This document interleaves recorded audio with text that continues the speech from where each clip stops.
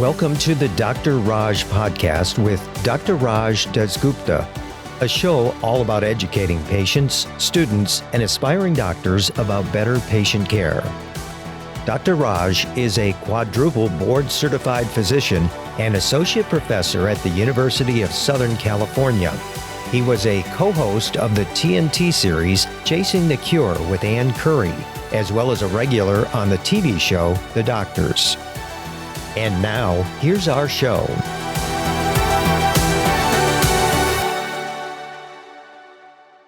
Hi, and welcome to the Dr. Raj Show. So this is a show not only about medicine, but about just being a nice person, about talking about medicine and wellness and hot topics in medicine. And definitely one big part of the show is to introduce you to people that will motivate you, people that will make you look up to a good role model to encourage you to be the best out of you. And so I am super jazzed, happy, excited today to have a friend, an awesome role model, super cool mom.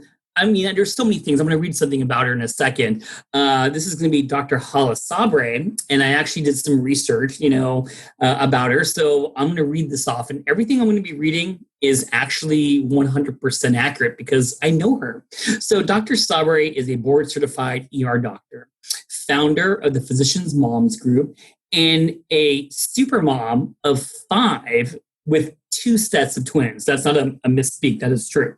Being a mother of 5 has given Hala unique experience and skill set to help other parents in the medical field.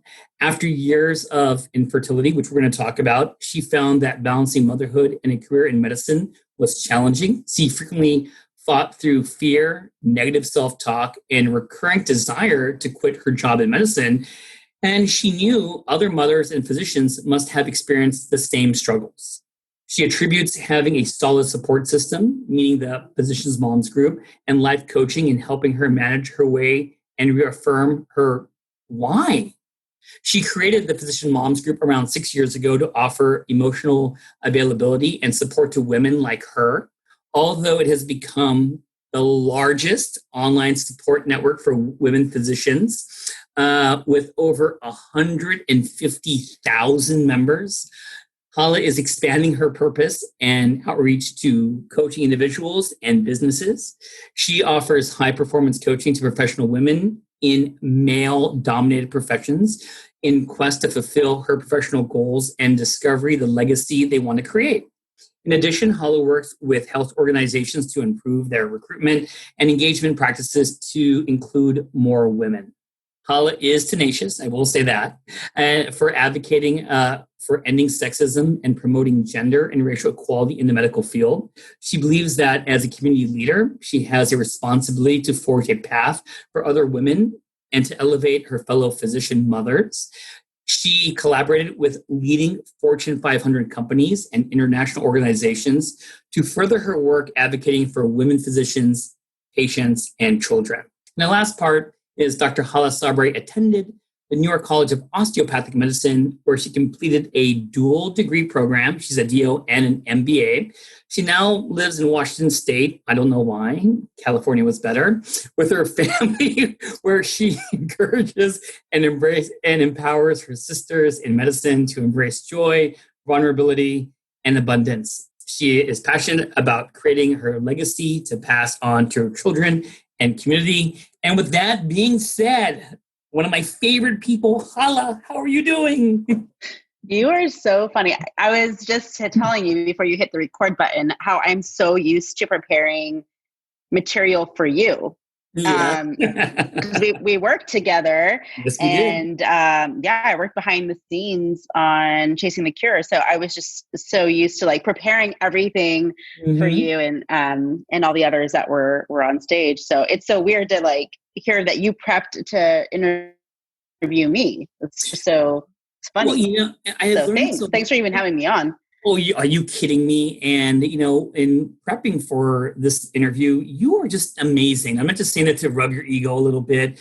And you're humble in the sense that you never really threw in my face all the things you accomplished, what you have done. And when I was reading these things about you, what you're doing currently, mean, you are chasing the cure. It's not me. You're the one that should have been on the show. So let me ask you a couple questions. So you're so sweet. Oh, well, it was a fun summer. No, it definitely was. So here's my first question to kind of like break the ice, even though we don't need to do it, but for my listeners over here. So Hala, just where were you born, and where did you go to college? And in college, did you always know you wanted to be a doctor? Yeah, so I am California born and raised, but moved to Washington State because of Jeff Bezos. His company recruited my husband to do aerospace up here. He worked in aerospace in LA, so we had to move 6 months ago. But I lived in California almost all my life, except for when I went to medical school. I went to medical school in New York, as you mentioned, and then I went right back to California. So I'm pretty much a California girl. And so the question is, did I know I want to be a doctor? So I think early on, so my parents immigrated from Egypt. And if anybody's listening that, is brown or immigrant, the story that your parents are going to give you 3 options of a career path. And it's either a doctor, lawyer, or engineer. So my dad was a doctor. And so every time I would say, like, I want to be a doctor, I got all the praise, and it's like, oh my gosh, that's my daughter. So for a long time, I told myself I wanted to be a doctor, but I don't know how much I really believed that. And then when I got into college, I kind of really didn't want to do school that long. I kind of had this thought that it was going to be hard. I didn't see that my dad was exactly super happy. And I was like, why would I want to go 12 years in school or whatever it may be, to just end in unhappiness? I just didn't understand that. And at that time, when I was in college, I worked for Disneyland. So it's like the happiest place on earth, So I'm like, okay, my dad seems kind of miserable. Everyone at Disney seems super happy. Like, I'm gradually gravitated to Disney. So it wasn't until, so I graduated college in 2000. So in 2001, I was still working for Disney, and 9/11 happened. And my dad, we're Egyptian, we're Muslim, which was not good for us for September 11th at all. And he kind of turned to me while we're watching the news. He's like, listen, you have to go into medical school for 2 reasons. He's like, one, the entire economy is going to crash within the next 10 years. And healthcare is going to be the only thing left standing. He's like, even Disneyland is closed right now, which is ironic because right now during a pandemic, it's closed. It's been closed for almost a year. And he's like, the second thing is that, like, we're Muslim and we do not identify with these terrorists. Like, any extremist of any type of religion, and every religion has them, they are going to use religion to justify their evil. And 99% of the people in that religion do not subscribe to what they're saying. They're totally misinterpreting things, really just misrepresenting. So my dad's like, I need you to go to medical school and be a community leader, be a person of service, to show really what being Muslim is really about. So so I was, I rolled, dad, fine, whatever, I'll, apply. And I applied, I got in, and I was like, damn, now I have to go. So that's kind of what happened. So I don't have like this amazing story as far as, wanting to be a doctor since I was like a fetus, but I will say that, it was something that took a little bit of convincing. I got to tell you, I love the funny side of your personality. I never realized that you're hilarious, but that's a great story. And I like that you told the truth, which is not everyone is, out of the womb, let me be a doctor. And I think that your dad sounds like a super wise person. And let me tell the listeners, another connection between us is my wife and you, because not only are both of you Muslim, but both of you went to the same med school. So we have multiple layers of like overlap, which I love. So let me ask you this. What was your favorite part of med school? And what would you say was what was the most difficult thing? And how did you, of all the different things in med school you could pick, internal medicine, OB-GYN, why ER? Why did you want to be an emergency room doctor? Yeah. So, I went to medical school with this mindset, like if I have to go to medical school, because that's what my dad told me I have to do. I'm going to, because I really wanted to get my MBA. That's what I wanted to do, because I thought, this is before 9/11. I was like, I want to get my MBA so that way I'll be taken seriously at the Disney company to move faster, up the ranks of whatever I was going to do. And my dad, that wasn't one of the three options, right? I mean, MBA was not part of that. So my dad was like, what? Like, you don't really need an MBA. So when I applied to medical school, the school I chose, well, it's a fantastic, and obviously because your wife went there too. And I picked it for so many reasons, but I know, I love them so much. And I still am really super close with them. And they're just so amazing. Anyways, that's a whole nother podcast, but they're a really great medical school. But one of the things that really attracted me to them is that at that time, there wasn't a lot of schools, at least the ones I was getting interviews at. There weren't any schools that had a dual program on campus. Now that's different. Now that's a very common thing. But 20 years ago, it wasn't common. And so the fact that they had an MBA program, I was like, wait a second, I can actually just go to medical school to really get my MBA. And my dad was like, yeah, whatever, just go to medical school. And then he kind of stopped. He was like, why do you like business so much? And I said, well, I love working at Disneyland because I love the idea of moving people from one experience to another experience safely, and without them knowing like all the crap that can go wrong. It's like more of like an operations management. And he's like, well, what do you think a hospital is? And I was like, you're right. And so I was like, well, maybe I could do that. And so he was like, yeah, he's like, why don't you go and you help in hospitals and represent doctors, being a doctor yourself, instead of it being run by people who are not doctors. And so in my interviews for medical school, that's what I said. Like the first question they ask is, why do you want to be a doctor? And I was like, well, I really don't. But what I want to do is I want to support physicians. I want to advocate for doctors. Like my dad's really unhappy and I really want to go to medical school so I can learn the medical side and actually advocate for physicians. And so, obviously that's not an answer that most people give. And somehow I got in. So my favorite part of medical school was actually my business classes. I loved my medical school classes. I actually truly, truly, truly loved every single thing that I learned. And that was surprising to me. But anytime I was studying anything like, pulmonology, cardiology, I was like, oh my God, I want to be this for the rest of my life. I want to be doing this for the rest of my life. There wasn't really a field that I was like, yeah, I could do without that. I loved everything, but I knew I loved business. Like that I was more loyal to business. So I was like, okay, how can I make this work? So when I was doing rotations, which is your last 2 years of medical school, again, I was like kind of in this identity crisis. Like, how much do I do business? How much do I do medicine? But the part of medical school that I enjoyed the most is really being cognizant of how the business of medicine is run. I think a lot of my classmates were like, head down in the books, like, okay, what's the answer to the test?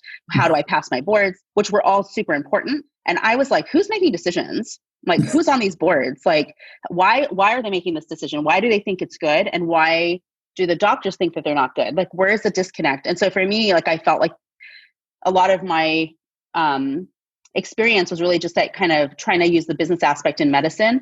And so when I was picking a specialty, I picked emergency medicine, not only because I loved the medicine, but what I had realized that there's only two major ways, not two only ways, but two major ways that are the biggest entryways into the hospital. One is the emergency department, and the other is procedures or surgery.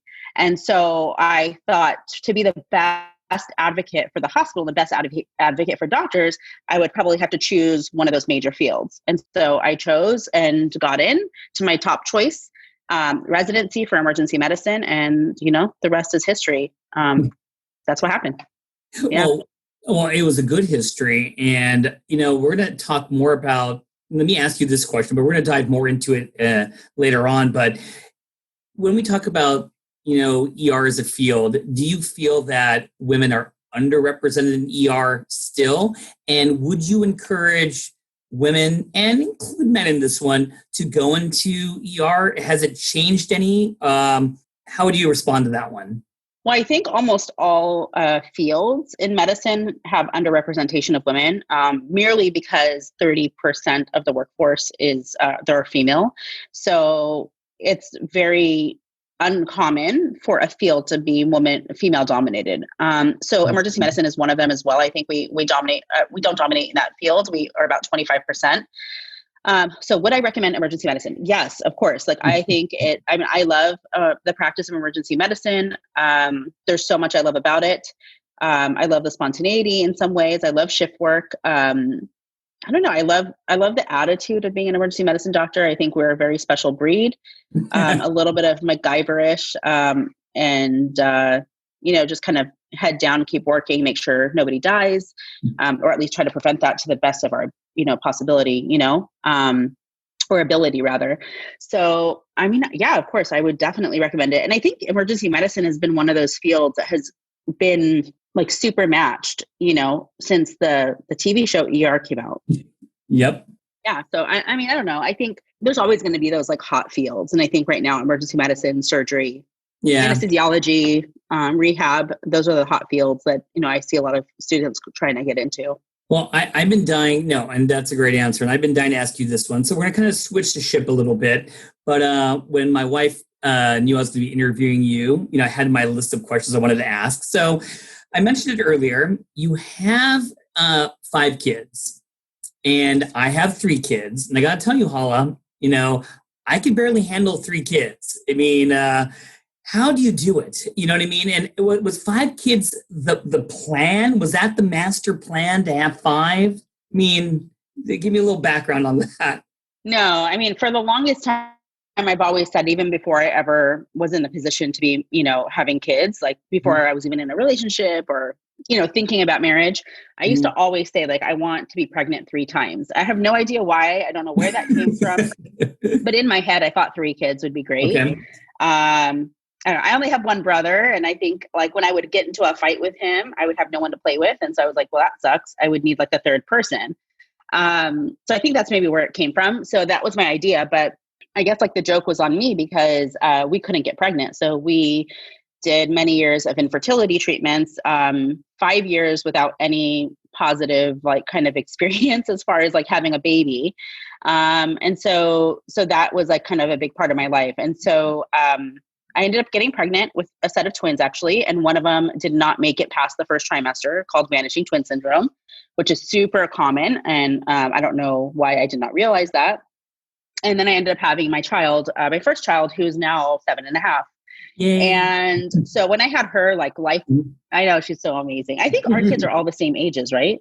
I think we're copying each other. Yeah. So I think we have parallel lives. So when I had her, it was like, I want to say, I mean, I think having one kid is like the biggest transition because you go from not really truly having to care for somebody else and, to doing that for the rest of your life or the rest of your child's life as well.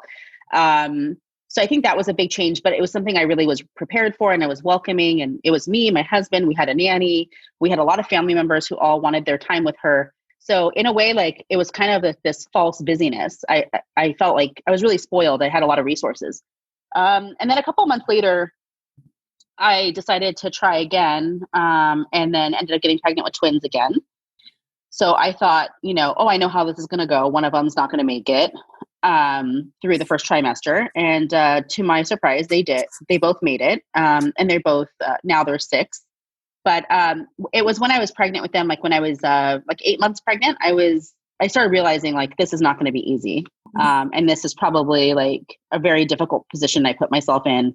So I think that's where I started to freak out. So I personally think I've never had 2 kids, but I think for the people that I've talked to that have 3, they all say very similar things. It's like especially if you're having 3 kids with a partner, like you have a husband, wife, partner, right. Or somebody, like you're outnumbered and it's always like playing zone defense. And so I think that part was hard, especially because my eldest was only 17 months older. So wow. I think that was the hardest. But I will tell you that when I went back to have another kid, part of it was like, I did want to get pregnant 3 times. But the other part was I did IVF and I had 2 embryos saved. And I had a lot of like ethical issues with what to do with them, and I think everybody should have the choice of what they do with those, but for me, I really thought the choices would be to donate to science, to help somebody else get pregnant, like by that scientific technology, or for me to actually transfer them. And after a long discussion with my doctors, they were like, look, these embryos are the least graded out of the 6 that you had. It's unlikely that both of them would stick. One of them's kind of strong, the other one not so much. And I was like, okay, well, let's just do it. I mean, the conversation was much longer, so this podcast is only a certain amount of time. So anyways, I did it, and then got pregnant with twins. And I don't think I cried out of sadness for like 5 months, because I was like, what the hell did I do to myself? And so those that got better though. Like once I had them, I was super happy and fulfilled, and they're like super cute. They're probably my cutest kids. Well, they're all cute, but I think because everyone's like doting on them, they're so cute. But yeah, so they're 2.5. So I have 2.5-year-old twin girls, and they're super cute though. Like I can't even imagine not having them. So, but I think after 3, 5, anything after 3 is easy, because they kind of interact with each other and they play with each other. Well, I mean, when I was kind of reading about, your experience with in vitro fertilization, and I know many people or many couples out there may have experienced it, and it's not easy. And I wanted to ask you like a broad question. There's so many different parts to it. And for the people who don't know what in vitro is, it really is taking the egg and sperm outside of the body, and you try to, hopefully they're going to fertilize, and hopefully they're going to form an ovum, and you have to do so many steps in it. But how was the experience? For doing it for 5 years, was it really hard? How was the worst part the shots? Was it the worst part the retrieval? Was the worst part the anticipation and waiting? Would you do it again? I mean, how was the experience? Was it tough? I mean, I'm sure it was, but because I knew the science. I mean, not that I'm that type of physician, but because I knew the terms and I kind of knew what to expect. I don't think it was grueling. I don't know if I have a high pain tolerance, but it definitely wasn't painful. Oh, good. Yeah. I mean, everybody's different. So you can listen to me say this, and you can listen to another podcast that's about IVF, and you can hear a whole different, spectrum of emotions. But for me, like, I think I was just so focused on the end goal. Like I was just so focused on being a mom that I don't know. I just felt like this is what I got to do. Just keep going for it. And so I don't think I ever took the time to pause and decide that I was going to be, upset or hurt. I really did push away my emotions, which likely, caught up with me a little bit later. But I think that would I do it again? Of course I would do it again. I think that the technology is amazing. And I think it gives so much options to people, whether they can't have children, whether they have a diagnosis like cancer, or if they're a same-sex and they want to they want to expand their family. I think there's a lot of options. When you watch the movies, about IVF, the hard part's like you're waiting to see if the implantation takes. Is that the most nerve-wracking, to see if it takes after you implant it? Is that where all the praying takes place? And when it doesn't, is it really disappointing? I mean, how is that one of the hardest parts? Yeah. So I've had more failures than successes, but I think it's the waiting, and it's like the impending doom that there's going to be some negative outcome that's going to come about. And that's all stages. You're like, you're taking medicine, you're like, oh my God, I hope I'm making eggs, or follicles. Yeah. And then you have a retrieval. I hope they got enough. And then it's like, oh, now I hope that they actually fertilize. Oh, I hope they make it to day 5. Oh, I hope that they wake up, after the freezing. And I hope that they're genetically normal. And then you get pregnant, right? And then you're like, oh my gosh, I hope that it has a heartbeat. And then it's like, oh, well, I hope that it's genetically normal. And I hope that it keeps growing. And I hope I get to the second trimester. And then I hope I get to 28 weeks. And then I hope I get to 32. Like, you're always worrying. And I think that's just part of being a parent. And what I tell the women that I coach that are going through infertility is like, you are just practicing being a mom, because that worry never, ever, ever stops. Like even now, like my kids, they're back to school the first day ever right now, like since COVID. This is the first day back in person, and I'm a nervous wreck. Like, are they safe? Are they wearing their mask? Did somebody get their feelings hurt? Did somebody make fun of them? Or are they making friends? Like, what's their livelihood like? And it never stops. Never. So last on the kids question. So when you had kid 4 and 5, that was the second pair of twins. Did your husband faint when he found out? Were there some palpitations? Did you feel you did something wrong in your karma? I mean, or did you truly celebrate that you're having kids 4 and 5? So before we were having kids 4 and 5, what happened was I wanted to have another transfer, and I wanted a 4th kid, and so my husband was like, absolutely not. We are not having any more kids. I don't want any more dogs. I don't want any more pets, like no living things in our house. Like, look, our life is crazy. Like, let's just focus on these 3. Yeah. So there was like a lot of back and forth. And finally we came to a decision to do the transfer. And so my idea was transfer 2 to get 1. The chances of it being twins again, such a fluke, no way. Yeah. Even the doctor was like, I don't think it's going to happen. And then, there we go. Like I was pregnant twins. And so the day that I found out, I was actually at work. I was not feeling well, which is odd because I never had any pregnancy symptoms with any of my other pregnancies. I was never nauseous. I was never tired, like nothing. And then all of a sudden I was just feeling really bad. And so in my head, I had decided that something was wrong, even though it was just normal pregnancy symptoms. And then I went up to my friend who is an OBGYN in the hospital. And I said, hey, would you mind throwing an ultrasound probe on me?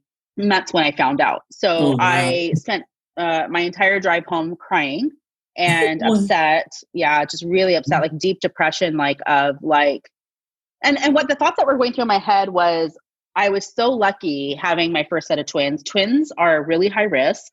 Yeah. A lot of people think twins are super cute. And they're like, you can dress them the same, but they don't realize that like you can die, they can die. There could be disability. There could be a lot of things. Like twin pregnancies are not easy. They're not easy to deliver. And so anyway, so I was just thinking all these things like, oh my gosh, I'm going to die.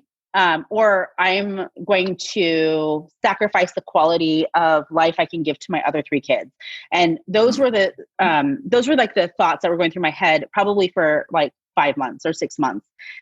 But they started in that moment. And so when I drove home, my husband was like, oh my God, what's wrong? Like, why are you crying? Like, I usually cry when I lose like patients, like, cause I feel so sad and so he's like, oh my God, what happened? Like, did you lose a patient? And I was like, no. And I just showed him the ultrasound picture. Wow. And I mean, he knows how to, so first of all, he's a twin.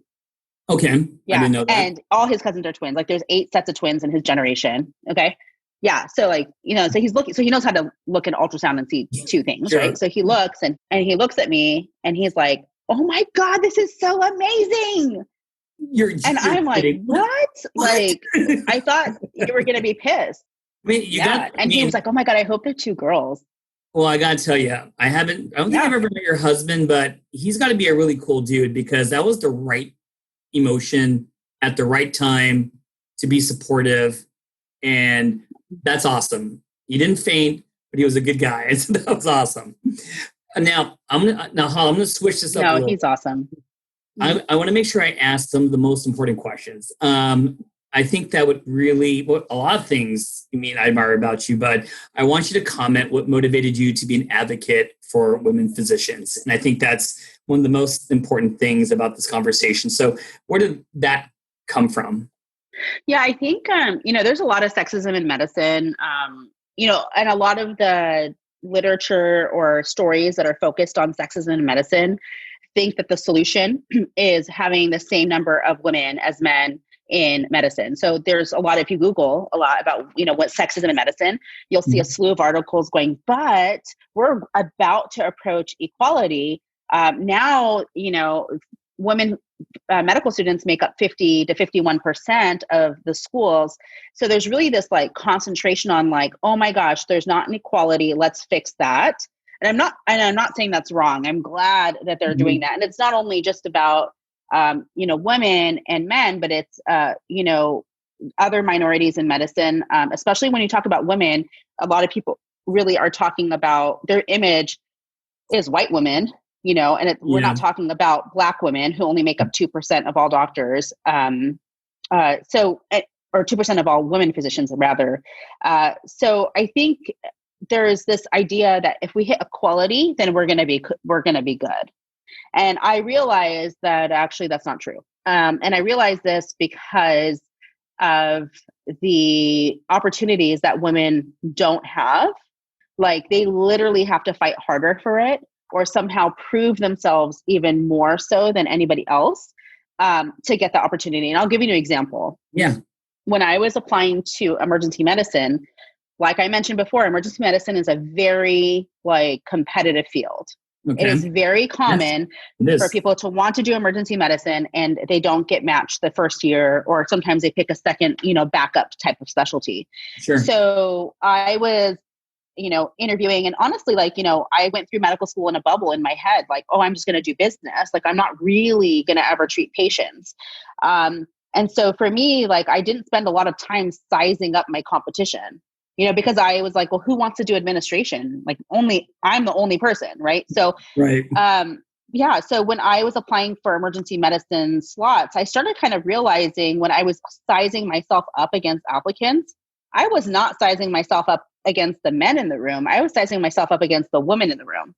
Oh, wow. Okay. And it would be me and one other girl, and the place I ended up going to residency at, it was very obvious because it was a newer residency. They only had a few classes, but every class only had one girl, each class. Yeah. So in my head, if that's what you're seeing as a girl applicant, you know that you're fighting for that one slot. And so I literally just studied my competition, and that's horrible. That's horrible because now I'm competing with another woman thinking that there's only room for one of us, right? Instead of being hey, let's figure out how we both can get to this spot and bring us up together. And instead, I remember a lot of catty interactions with especially one of the girls who I'm friends with now and everything. But actually she's on CNN a lot and she's kicking butt. She's she's such a badass. She's awesome. But so I think I remember though sizing myself up with them, and those connections that you make in your brain, those behaviors, they never leave you. And so I found that when I was in residency, I was sizing myself up against the other female residents. Even if I was best of friends with them, but still I'm well, I don't ever want them to think I'm not the smartest girl, and it's but why? I should be thinking I'm not the smartest resident overall. It's not just about being a girl. And then when I got into, when I graduated and I started working, some of the things that happened to me were I was the only girl that was working at the ER, and I had my first kid, and there was an opportunity for a promotion that I thought I was going to get, and I didn't get it. And they said it was because I had just had a baby and I probably want to concentrate on being a mom. And yes, we can look back and say that's completely illegal, right? But at the same time, that's the reality for a lot of people. Yeah. And I'm actually really glad that they were transparent because they thought they were making a decision out of love. Hey, this is a lot of time that you're going to spend outside of your family. We want to protect you. Anyways, I ended up getting that role a year later. It's not a big deal. And I think that the practices at that site have changed dramatically about really looking at parental leave, looking at better practices for everybody. And I think that that's great. But then what actually happened from that moment is I started realizing that I can make a choice. I can still continue to live my medical career, fighting the idea of competition, or I can get all the women in a room, not all, but some of the women in the room, and figure out what's the best way of doing this and working together. And I just chose the latter because I didn't think I could keep up with the first part. I didn't think I could continue to be competitive. I didn't have the energy for it anymore. I didn't want to do it. And so I just decided not to. I was I'm not going to do it. I'm not going to do this whole compare and despair. I'm not going to do this whole scarcity mindset. There's only room for so many people. If I don't get it, if she gets it, I'm not going to get it. I didn't want to live like that anymore. No, So I love that answer. A lot. And this kind of leads to my second question, or my 8th or 9th question. I remember when I first met you, I didn't know all the background. I just thought you're just a really cool person. It's going to help me out, make me look smarter on TV. I thought that was your main job, It was. That was my job.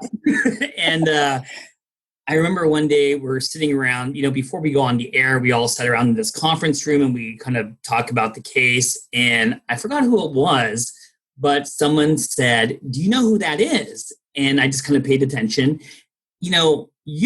Hala, she's the creator of, the Physicians Moms group, and I heard about it, but I didn't know what it was. So I went home, and this is before you knew my wife was your friend. And I'm like, hey, have you heard of the Physicians Moms Group? And my wife was like, are you kidding me? This is one of the biggest groups. I'm part of it. And I started asking around, and so many people, their lives have been changed because of this Physicians Moms Group. And in fact, one of my next guests down the line is going to be this wonderful radiologist, and she wants to have a group for women radiologists. I'm like, hey, I'm interviewing Hala Sabry today. And she's like, are you serious? She's going to be your guest? And it's like, you're just an amazing, that Moms Group is just, I'm going to say it's iconic. And I just would like to know, where did you get the idea of forming this? This is kind of like, was the motivation from your previous question, or was this like the perfect conduit to get everyone together? What made you create this? Yeah, I just want to commend you for using the word iconic. I think that we don't use that word enough, and I'm going to come back to that in a second. But I think, so when I initially made Physician Moms Group, I literally, it was out of survival mode. I did not have any idea that this would get this big, that it would change my life or my career. But literally, I made the group one night because I did not know the way. I was overwhelmed, thinking I don't know how to hire a nanny to deal with 3 kids. I had one nanny, but she couldn't do all 3. And oh my gosh, how many do I have to hire? Can I afford that? I still have school loans, and kind of going down the spiral of overwhelm. And at some point I kind of stopped and I was like, listen, Hala, stop being in your head. Obviously you're not the first person to go through this. But the problem is, like I mentioned, I was the only girl at the hospital that I worked at. There was 4 other women, but they had college-age children. So I basically text a friend and I said, hey, I don't know what the hell I'm doing. Do you? And she was like, no, actually, I was about to text you because you look like you have your crap together. And I was like, okay, well, that's great. But now it's the blind leading the blind. We need people that are a little bit more experienced at being a mom, but not too experienced where they don't remember. So maybe people who have kids that are age 2 or 3, So that's what we did. I just looked at my Facebook list of friends and I found people that I either went to medical school with or did rotations with, and I was friends with on Facebook. And it looked like from their profile picture, maybe they had a child that was around that age. And I just put them in a group within 10 minutes. I just did it really quick. I was 20 people. And I was I just hope someone responds. And so they responded. They all were awake. They responded and they answered my question. I got my answer. I immediately felt better. And I had a resource, and then they all said, hey, do you mind if I invite my friend? And it turns out that everybody was having those little conversations, not little, but conversations, one-off conversations with their one friend that they felt safe enough to be vulnerable to and say, hey, I don't know what I'm doing, because they don't teach us life in medical school. They teach us how to save other people's lives, but not how to maintain our own. And so I think for me, I started realizing that this is going to be, bigger than what I thought. So basically the group grew really quickly, 1,000 people in a week and 3,000 people in a month. And now, over 115,000 people 6 years later, with efforts to intentionally slow it down, and things like that. And I don't advertise the group. I don't take any ads anywhere. I don't market or anything like that. It's just true. If people see value in it and then they add a friend, and I think it's one of those things. And even there's a lot of other groups that have sparked, the Physician Dads group, they had sparked, and a whole bunch of other groups that sparked from it. And what I started learning through my experience was I went to medical school, I went to business school, but I did not know how to lead thousands and thousands of people. So I had to learn that. And I learned that by a lot of trial and error, lots of failure, and which I don't believe in failure. I think that there's success and then there's experience. So I've had a lot of experience. And I asked for help. I just sat there and said, hey, I don't know how. I don't know how to deal with this situation. And I ended up having, this is such a long, drawn out story that I'm going to really abbreviate, but I was having breakfast with somebody. I basically reached out. Facebook ended up reaching out to me to ask me some questions. And then I said to them, hey, I think I need help. I don't know what I'm doing. And they were like, what do you mean? Let's teach you. Is it they thought I didn't know how to do the tech part. I'm no, I don't know how to manage people. And so they're like, well, you're clearly doing it. And I was like, Yeah. I know, but I feel like any wrong move I make, I'm going to cause it to implode. And they were like, that's so interesting. I don't know why you think that. And so they ended up introducing me to Barack Obama's national field director. Oh, wow. Named Jeremy Bird. Yeah. And so he heard me out. Well, I didn't know who he was. I just we were just having breakfast and I told him like, yeah, I don't know how to manage people, blah, blah, blah. Woe is me. And he was like, well, I could teach you that. And he's like, and I'm sure you already know how to do it. I think it's just more of like having that formal structure and knowing what you're doing is right. Because I think the medicine brain of ours is like, you have to be formally trained. You have to have your board certification on your wall. Like there's all this formality when honestly it's experience. Right. And so, through working with him, I learned how much I really did know. And I learned a lot more and gained some more confidence to kind of press on the gas pedal a little bit, and that's been really fun. And so now I think, I went through a little bit of burnout and I went through a lot of other things through managing a group this big, but I finally now I had to make a decision. Like when I first started it, I started it off of survival mode. Yep. I am no longer in survival mode. I have not been in survival mode for a while, but my mindset had to change. And my mindset now is, okay, I'm not in survival mode. I don't have the whole compare and despair. I'm not competitive. I don't care about that. I really, truly think that there's enough space for everybody. But I think where I'm at now is, oh my gosh, like I only got to this point with a lot of help and a lot of guidance and a lot of coaching and a lot of like mindset work. So I kind of start thinking back to the equality versus equity discussion we were having earlier.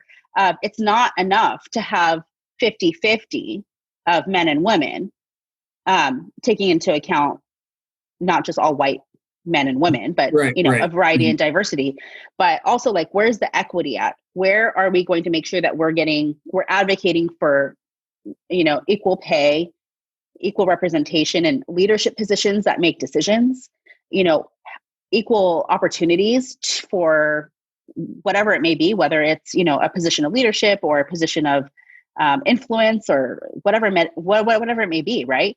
How do we do that? And I started realizing like, I did that for myself.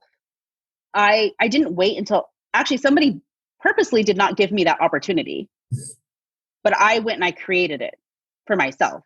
And the things I've created, like I mean, it's so funny to look back and think of what I was like. Why was I so upset that I didn't get that quality directorship the first time around? Mm-hmm. Because when I decided that I was going to create my own opportunities, I created my own consulting company. I've worked with Facebook formerly, other tech startups. I'm an executive in a tech company now, and literally renegotiating my contracts all over the place because I know how valuable I am. I worked on a TV show with you. We made a whole TV show that never existed before, right? Really based on the concept of crowdsourcing that was happening in the group, and happening online. And I've done all of that and met really amazing people. I think a sign of a true leader, though, is how many other people I can help get to that point where they can say the same thing on your podcast. Like, that's my goal. It's not how much more I can create for myself. It's how much can I help other people create that for themselves. And that's how you build equity, I think. It's not good enough that I have what I perceive as equity. It's all of the other women doing the same thing.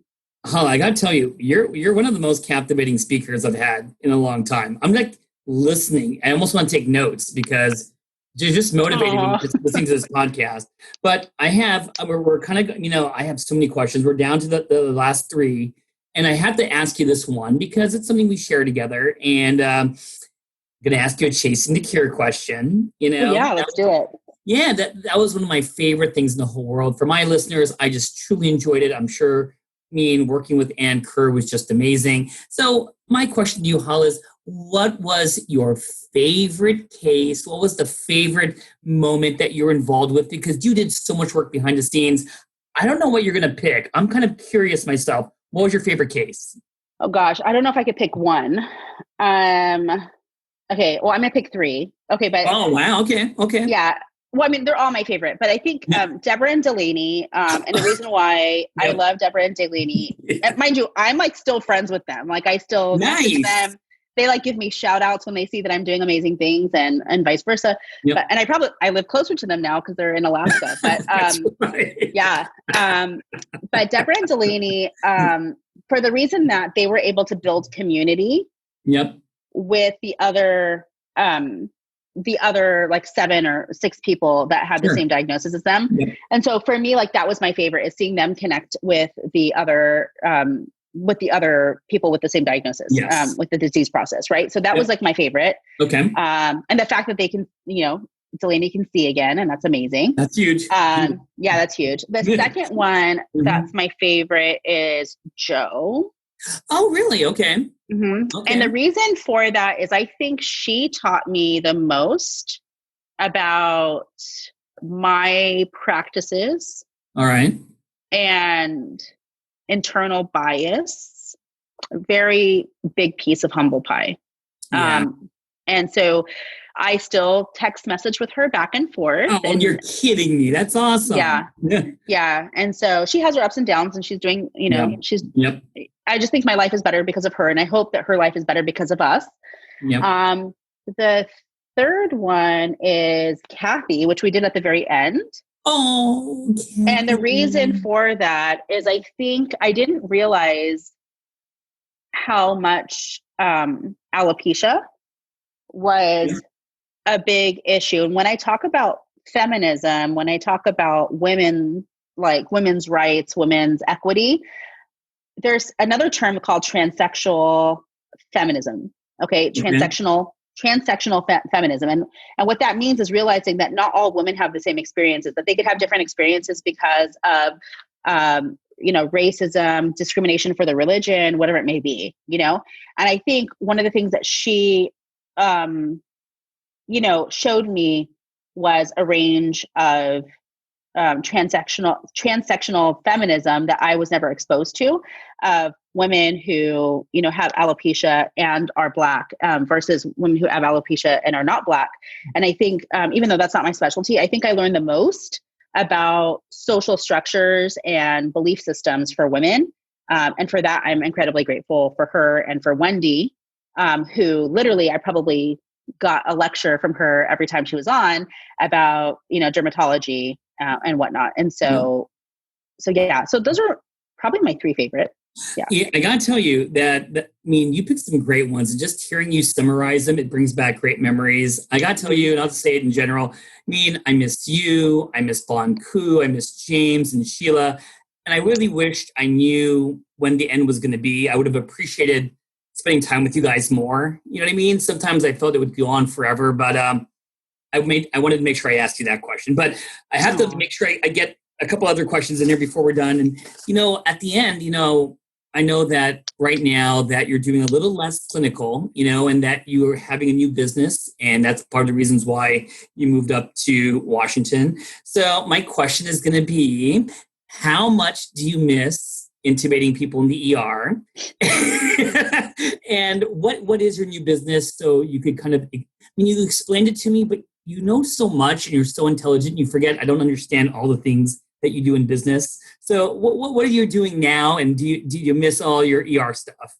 Yeah, I still practice. I just don't practice as much anymore. I think at one point I made a decision, like the better way to serve my patients is to help kind of like what you're doing. Like you do so much education, Raj, and I think sometimes we think that the way that we can help patients the most is by being the person to literally do the work.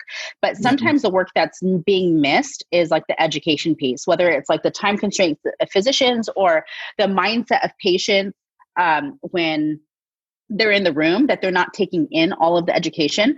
Or let's just face it, like some doctors are better teachers than other doctors, So I think for me, the Chasing the Cure experience made me very addicted to educating mass amount of people at the same time. Okay. And so I'm really proud I had that experience. But after that was all done and I got to kind of reflect, I was like, well, if I can educate 1 million people in an hour, how can I do that again? And how can I help give equitable access to medical information? Meaning it doesn't matter if somebody has, insurance or not. It doesn't matter if somebody has a car to get to the doctor.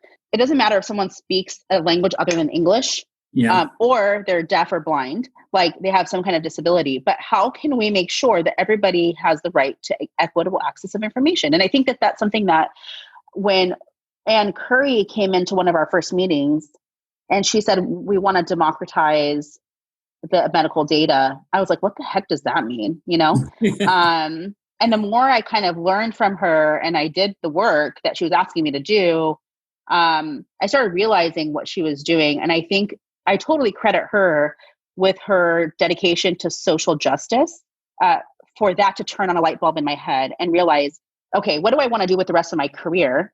I have a lot of options. I'm very lucky. I could, work clinically 100% of the time, or I could do something else. And I just started thinking like, well, what is my legacy going to be? And I think when I started thinking that, I was like, oh my gosh, like me talking about legacy is like such a big word. And it's really deserved for people who are famous or they're rich.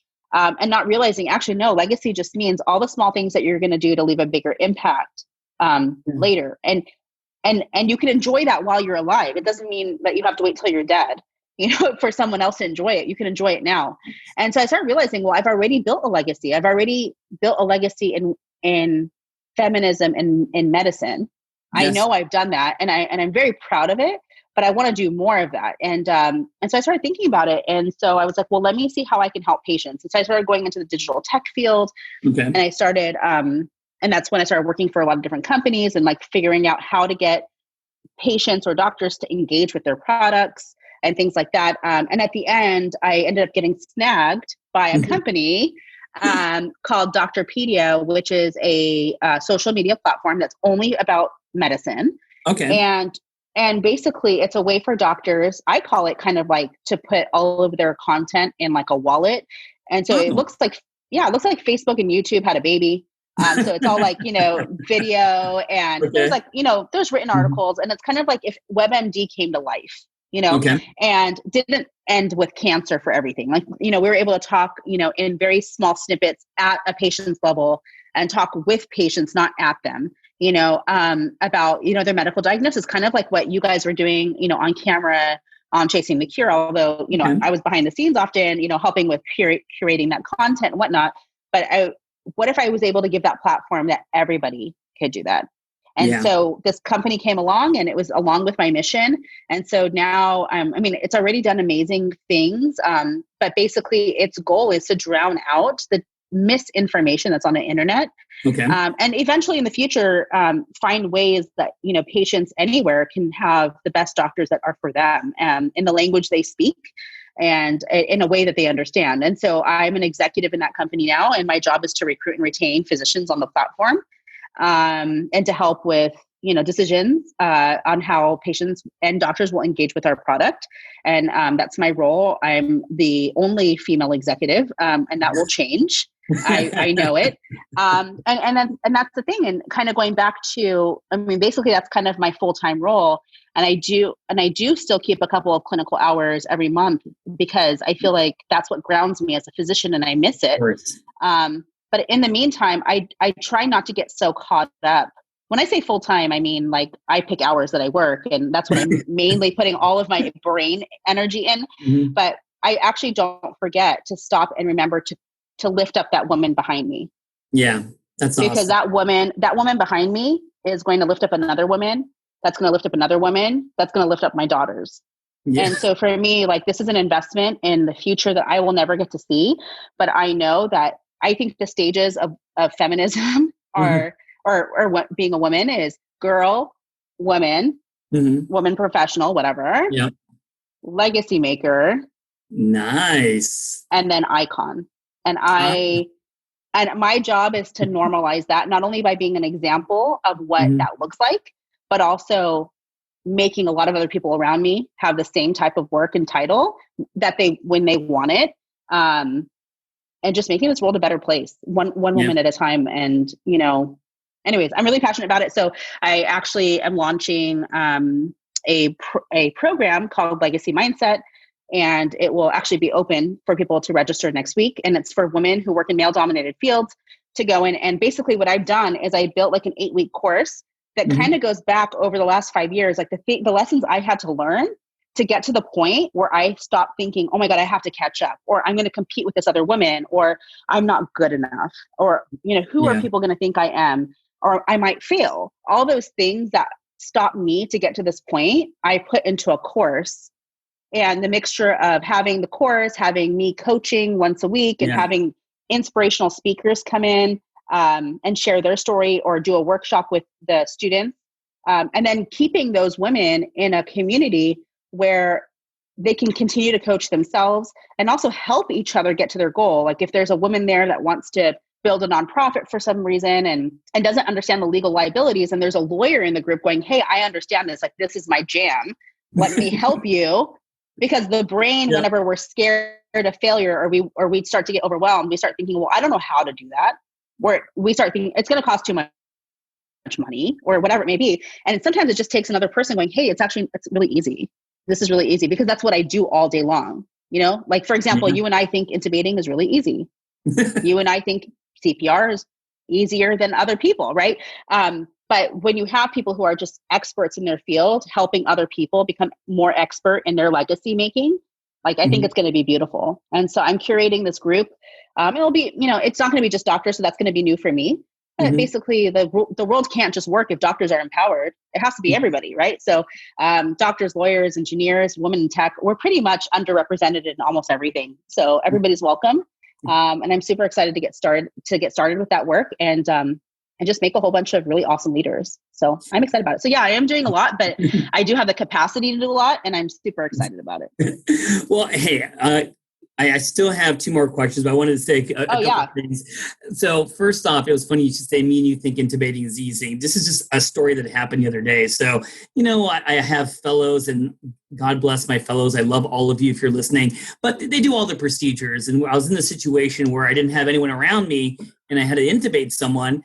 And the first thing I do is I'm looking left and right. I'm like, where are my fellows? And they're like, no, Raj, you got to do it. And, it gives you some palpitations when you don't do it as often. So I want to say kudos to you to keeping your skills up, because it is scary when you don't practice.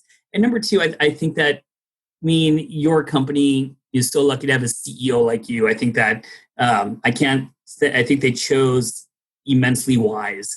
But here's the question. It's very broad, but I just know that I have a lot of med student followers and residents, and attendings, and they're women. So what advice in general do you have? They're in different stages of their career right now, but do you have some take-home messages that you would just say in general, your go-tos of how do you encourage women, specifically talking right now into the field of the medical students, residents, and fellows? Because you're right, in my fellow classes, there are, men predominant. I'll be the first to say it. I don't think you purposely chose it that way, but it is, and everything you said is spot on. So any advice for women? Yeah, I think three things. One is if you're in medical school or resident, your main job is to be the best at that. So just don't worry about a lot of what I said. Like just be the best doctor you can be, because that's the best way. The only reason why I could do everything that I'm doing is that being an emergency medicine physician is my foundation. And so don't skip that. Don't think like, oh, I have to do more and go above and beyond. Just be the best doctor that you can be the best medical student that you can be. And really your only competition is yourself. And I know that sounds super cheesy, but it's true. So I like it. So you could take this as inspiration, but I hope that the inspiration is really like, hey, I'm going to rock my current role. Because you can't get to the next role if you don't rock this role. So just do that. The other two things are going to be a little bit more abstract. One is the one thing I wish I knew earlier or was more aware is the difference between a thought and a fact. Okay. And I know that sounds so basic, but sometimes we think thoughts over and over and over and over again that we think that they're super true. Okay. But it's just your thoughts, like, for example, some of the thoughts I had is like, I'm never going to have a leadership position because a man's not going to give it to me. Okay. I'm never going to have a leadership position because I'm a mom. I'm never going to have a leadership position because life is too hard to balance being at home and, taking care of my children and being a doctor. Like all these things are thoughts. Like none of this is fact at all. And so you can choose to think that, and you can choose to decide that you're going to actively find thoughts that serve you. I'm not talking about brainwashing, but really taking the steps of finding a more neutral thought and then moving to a more, empowering thought that will get you to your goal, whatever that may be. So that's the second thing I would say is the idea between thoughts and feeling. Thoughts and facts. Okay. The third thing is like invest in yourself. Doctors, I don't know why, especially women, not just women doctors, but women around, everywhere, they do not invest in themselves. They're like, oh my gosh, like, well, first of all, it depends on what it is. Like, oh, a facial? Of course. Like I'm going to invest in a facial, or, medical school, of course, because I'm going to see the, return on investment, in, 4 years or in 1 hour, or whatever it may be. The investment I'm talking about is, the amount of burnout, depression, midlife crisis, like whatever it may be that you want to call it, is so high in professionals, not just medicine. And I think we never stop to think that an option is to invest in ourselves, whether that's if you really do need a psychiatrist, if you need a therapist, if you need a life coach. Those are all different. They're not the same thing. Not one replaces the other. Okay. But it takes the thought, I'm worth investing in myself, to even do any of those things. Okay. And I think that was the hardest part for me. And that happened about 3 years ago, where I was really drowning and I was like, I don't know what to do. I'm feeling really upset. Nothing's going my way. I'm not making any money. Like all these things that were going through my head that I didn't even get to share on this podcast. And the solution to that pain that I thought was the only solution was to retract. And how do you retract? Well, I can quit my job. I can throw away PMG. I can delete it. My finger was on the delete button one day, Wow. I could do all these things to retract, to change my circumstance, so I'm not in that situation. But here's the thing, and you may see this a lot, like when people are really unhappy at their job, they're like, oh, I hate this job. We don't get any scheduling flexibilities, and then they're like, okay, so you leave that job and you get a new job, right? That has all this like flexibility. And then you're like, well, I hate this job. I hate the pay. And then you go to that, I hate this job. It's like that. It's like that grass is always greener. And I think that nobody, like when you're in that situation, which is very similar to what the situation I was in, is like, you never actually stop to figure out like what you actually want. Like, what is your goal? Like you're just doing the work with no actual like path to a destination. And I think that leaves time for the brain to decide that it's really super lost and confused. And I think that that's kind of where I was at. And I remember at that moment, somebody telling me like, maybe you need to see a therapist. I think you're really going through a hard time. And so I did. Right. And the therapist was great because she got to let me like, I think if anybody gets to talk to anybody for an hour, I think they feel better for the most part, to get it all out. Right. But but for her, and she's an amazing therapist, and some therapists do really do a lot of coach mentality. So shout out to everybody that does that. But I think what I was missing was somebody that was like kind of more of like a peer of mine, telling me like, hey, well, what do you really want? And how do we get you there? Like, okay, yes, we understand that you're feeling this way and you recognize that. That's what your therapist can like deal with, all of those things. But like, where do you want to go and how do we get you there?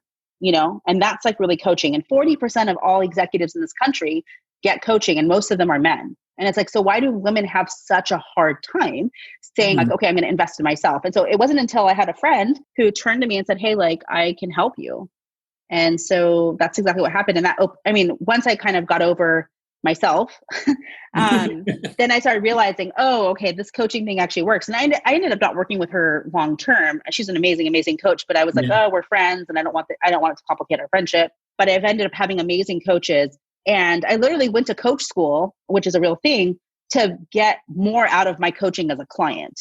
Oh, okay, okay. So I was like, oh my gosh, like I'm so addicted to these tools. If I go to coach school, I will get so much more out of my sessions. Yeah. And what ended up happening is I was like realizing like I can stay a client forever, or I can help other people and continue to be a client. And that's like kind of like someone who loves medicine so much and they keep going and taking classes, they can decide to be a doctor, but they're still always going to be a patient. Yeah. So if they're talented in that way, they could definitely show their talent, but that doesn't mean that they're never going to still be a student or, a client. So for me, that was like a kind of a surprise turn I was not expecting. I just felt incredibly called to like, kind of like survivor's guilt. like, hey, I got to this other side and I'm so happy. I'm living my life full of abundance, just super happy. I mean, there's times I'm sad. I'm not saying that. But what if I was able to help some women? Yeah. And then those women can help some other women and kind of start the ripple effect, just like PMG. I was like, I asked one question and now there's all these women helping each other all day, every day, 24 hours a day. Well, what if we did that in the mindset world? And so, my third piece of advice is invest in yourself. And a lot of people won't do it because they're like, oh, I don't have money. I don't have time, but if you don't reserve that money for you, and if you don't reserve the time for you, you're never going to grow in that way. I'm going to have to charge people for this podcast. There's so many pearls you're giving out there. It's like a free coaching session just to listen to this. But this is going to be my last question because I knew I'm here to add value. I'm telling you, man. But this is, I've noticed that many individuals, whether they're men or women, that, during their residency, they've been commonly asking me the question, what do you do after residency? Is it going to be a medicine path doing medicine? And one reason why I admire you, I wanted you on the podcast, not just for women in general, is that you have expanded what people can do out of medicine. And even though I know the answer is you believe in it, do you have any words to the residents who are not sure what they want to do yet? Because I'm going to tell you, being in the trenches, not everyone wants to do a doctor job. Any advice about if they want to think outside the box? And is that something that you believe needs to be looked into? Yeah, I mean, I think it's not natural to ask another human to only be one thing all the time, And I think that's where medicine kind of is not of service to us, because it's like this shame. Like if you're not a doctor 100% of the time, giving all of your years of service, all of your time, all of your money, all of your attention and love to your field, then you are this selfish, horrible doctor. That's a sellout, and I don't really subscribe to that anymore. In fact, I feel like when I was doing that, there's times that I was like, am I as emotionally available to my patients as I can be? And of course, I always treated them with the best, standard of care. But it's like, well, I want to be a better doctor. It's not just about delivering standard of care. It's about like hearing them and listening to them and understanding the complexity of their life. Yeah. And the opportunities to really help them. But if you're not willing to listen because you're so like in your head, you have this to-do list of all the things that you need to do, then you're not that available to them. And so for me, I think it's natural as you become more attending, if that's even a word. I think it's natural that you become a better listener and a better doctor in some ways because you've seen a lot and you have a lot of experiences. But I think now, even though I've been out of residency for 10 years, like, of course, yes, I'm a better doctor than I was 10 years ago, just because you have more experience. But I think the way I show up to work, even though nobody else notices, like I notice, and I like love being with patients. I won't give it up. And I just think I'm a better doctor because of it. Like it's like a conscious like recommitment to medicine. And I think the only way I could do that is by doing everything else I'm doing too. Like, I mean, and not everybody has to be an executive in a tech company. I'm not saying that at all, but have other definitions of yourself. One of my coaching clients, I was coaching her on this, and then she was teaching it to her daughter. And I thought the way that she taught it to her daughter was way better than what I taught to her. Mm-hmm. But she goes, hey, look, she picked up a book, and on the back of the book, there was this barcode. It was blank on the back, and there was a barcode. And she told her daughter, look, see this barcode? And her daughter's like, yeah. And she said, this is your career that you're going to choose. Like, so being a doctor, like this is being a doctor. Look how much more room is on this page. Uh-huh. You can choose to keep it blank, or you can choose to fill it in. And I was like, oh my gosh, that's so beautiful. She's like, you taught me that. I'm like, I don't think it came out like that, but sure, I'll take the credit. But I'm just saying, like, but that's so true. Like we forget. And so actually one of the things that I did, one of the things I was actually teaching her was recommitting and redefining your values. And so I have like this values worksheet that I used that really helped me. And it's on my website on drhalasabry.com. And it's free, like, whatever, you could just go download it. But I think it's free. Just make sure you like do it, because it's only valuable. It's only valuable if you do it. Right. Yeah. but I wouldn't put crap on my website. I mean, I put something that I really, I mean, it's the first chapter of like a 100-page booklet that I have. Okay. For people who sign up with me.